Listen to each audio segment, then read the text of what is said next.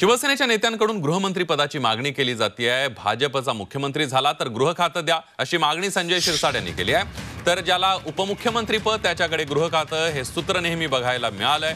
त्या सूत्रानुसार निर्णय व्हायला हरकत नसल्याची प्रतिक्रिया शंभूराज देसाईंनी दिली आहे। तर कुणाला कोणतं पद द्यायचं हे वरिष्ठ ठरवतील असं रावसाहेब दानवे म्हणाले।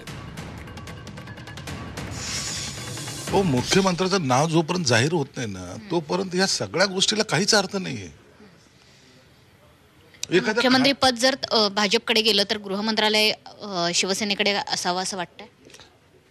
गृहमंत्री पद असावं ना, कारण मग ते तर ठरलेलं असतं ना। गेल्या वेळेला मुख्यमंत्री एकनाथ शिंदे साहेब होते, गृह खातं देवेंद्रजीकडे होतं, ते असं इंटरचेंज होऊ शकतं। आत्ताचं जे सरकार होतं त्या मागच्या सरकारमध्ये माननीय शिंदे साहेब मुख्यमंत्री होते आणि फडणवीस साहेब उपमुख्यमंत्री होते।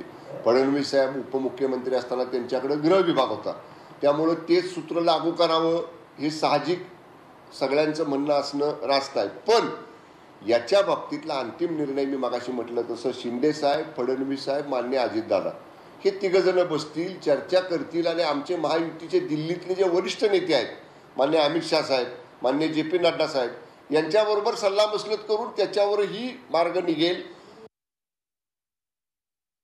शिरसाटांचं असं म्हणणं आहे की मुख्यमंत्रीपद जर भाजपकडे जात असेल तर आम्हाला गृह खातं आम्हाला द्यायला पाहिजे, कसं पाहता तुम्ही? ते त्यांचं वैयक्तिक मत आहे, हा निर्णय ना शिरसाटांच्या हातात आहे ना माझ्या हातात आहे।